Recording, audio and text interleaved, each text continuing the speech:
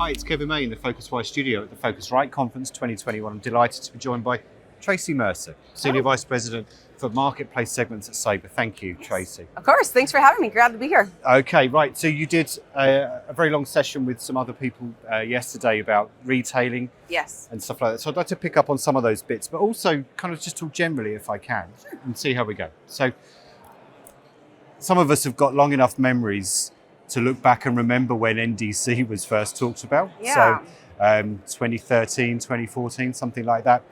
And I believe it's fair to say that Sabre, the other global distribution systems, travel management companies were, let's say diplomatically, lukewarm to the idea initially. That would be fair, correct? Fair. I think that's a fair assessment, yeah. I'm curious if you're able to recollect or able to share, what do you think was the turning point for the airline distribution industry as a whole to kind of realize that this is something that we could all get behind, because now everybody is generally behind it? What would you say was the turning point, Traci? You know, I think I have a unique perspective on this for a few reasons. Number one, I actually just started leaning into the airline side during the COVID pandemic. Right. And so pre this, even though I was with Sabre, obviously well known in this space, obviously well known particularly in the airline space, I actually handled everything that wasn't airline related. Right. And I remember sitting there during conversations thinking, so we're going to have extreme fragmentation. We're going to have retailing and merchandising going on. We're going to have, so essentially you're doing what a lot of the other industries have done, just differently, where you don't control, things aren't filed, things aren't organized. Good luck, this will be fun. And and then I sort of went off and did my thing and didn't have to worry about it. So now leaning into it and really seeing where we are, I think I've entered at a space in which everyone has at least come to the recognition. I think I've been blessed to miss the lukewarm or potentially passive aggressive moments that happen between different constituents. But I would actually think there has been a turning point during COVID. Yeah. And that turning point during COVID has been, if nothing else, maybe we've all come together and realized like, we've been through hell. And we've got to change. And that may apply to elements of our life and elements of our health. And it may apply also to elements of how we think about the future. And I actually felt really good about the panel yesterday that we weren't saying completely opposite things. We were all saying the same thing. Now, I still think there's a pretty big disparity between commercially what's being pushed and technically what's capable and able to be done today. And that's where we need to get a bit more focused. This can't be driven by a commercial discussion if you're not understanding the technical components of both direct and indirect distribution and the fundamentals of supporting that sort of open ecosystem agnostic kind of environment. Yeah, so it's not kind of like kumbaya, peace in the valley. Correct. But there is a collective coming together, which is all for the greater good. I think that would be fair. Everyone can now spell and say NDC. So that is movement. That's pretty funny, actually. Okay, one of the things that was talked about, if we can stretch our mind, or I'm going to stretch my mind back about to that initial period, was that it's all going to be about, dynamic pricing, and rather than there being 4 or 5 fare classes, you'd be able to personalize the offers, and there'll be hundreds of different fares that you can offer in real time. We aren't quite there yet, no, but we're getting there. So what do you think of the steps that are required from here on to get to that, that really kind of the vision in its coming to fruition? Well, I do think we have to acknowledge that to get to this point, let's call it 10 years, right? Yeah. 2021, say it was, 2010, 12, 13, somewhere in there that NDC started. 10% in 10 years is not something I would call remarkable. Right, sure.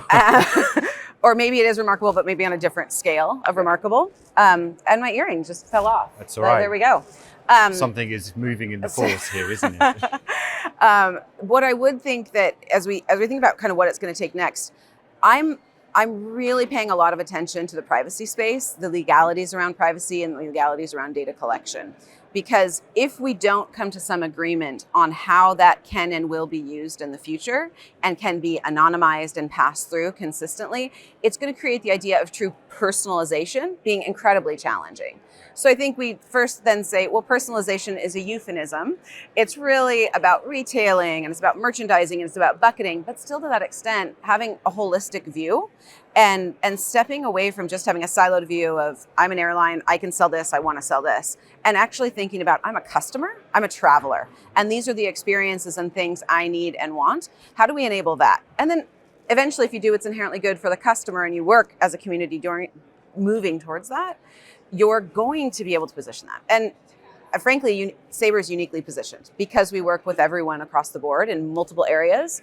It allows us to be in a unique position to help enable that conversation, that collaboration, and both the commercial, technical, and potential legal and contractual barriers that we're going to face to truly get to modern retailing, merchandising, and I kind of think the level of personalization that we all talked about at first. Okay, I had the pleasure again, as well as talking to you, one of your other fellow panelists, Alex Soglin from ATPCO in here as well. And we got into a discussion around standards because we started off with talking about NDC and now that everyone can spell it, as you said. But he's saying that other standards still need to be created for different types of things. Do you agree with him on that? There are standards out there. I think one of the things you'll find with standards is there's so many of them, pick your flavor. Pick whichever standard you'd like to follow. That's going to be a challenge. I think what we need to do is ensure that we really understand the customer direction and that we need to have some I would say, I don't know if consolidation or collaboration or condensing of the versions that are out there. When I look at the version controls today that most people are building to, they're either a 17 dot version or an 18 dot version, but many of the challenges that we actually need solved aren't till the 21 dot version. So if someone feels like they're ahead in NDC and they're at a 17 dot, and that doesn't actually support some of the things that are built out in later degrees, I don't know if that's standards or not. I think that's honestly understanding use cases, doing proper product management, and consideration of thinking about all your users and customers across the ecosystem, and then coming to some unified alignment. But that is not something our industry is known to do well. Indeed, and you've led yourself to the next question here, but you talked about, we're at version 17 and it will be version 23 where the next challenge is. What is that next challenge or challenges do you sense? Well, I think one of them is going to be around data legalization, personalization. That's number one. I definitely think another one's going to be around the use and the intention that everyone's wanting to bring together. How many are thinking about themselves, meaning I just care about what I need, versus how many are actually thinking about what the customer needs through this entire journey? And in order for that to surface there. So I'll give you an example. I may say, I have got this great idea. I'm going to sell not just seats and bags, but I'm going to add on a hotel, and I'm going to add on an activity, and I'm going to add on a tour. Pure retailing. Pure retailing. Yeah. But they're saying, I'm going to do that. You're not. The customer is going to do that. And that customer may go to multiple places. And that customer may choose from multiple sources. And that customer may book through one channel on one area, book through another channel in another area. So fundamentally, this shift towards an offer order paradigm and an agnostic, open offer order paradigm. I think we just heard someone on stage make a great conversation that you think about architecture, and then you think about the marketplace around the architecture, and then you think about how that's going to enable all these things. And we're instead starting with, I want to talk about sprinkles and cherry and whipped cream, but I haven't actually decided the cake recipe yet. Right, okay. And sometimes it feels a little backwards in where we are. I'm trying to think of another cake analogy for the next now question. I'm just hungry, so this is a problem. Okay, it's just me between you and lunch, I'm afraid. There's a contention from talking to some people that, behind the scenes in airline distribution, we want to do this and we want to do that, and it's retailing and all these different complex things, and it's wonderful because we can bring it all together. But there is often we lose sight of the passenger at the end, the consumer at the end. I was talking to somebody this week who said, again, they contend that it's great what's going on behind the scenes, but actually the passenger UX is actually getting more complicated. There's simplification behind the scenes, but the front end is not simplified. Would you agree with that? I think it depends on the channel. Some people have done amazing work in UI UX and the simplification that they've created.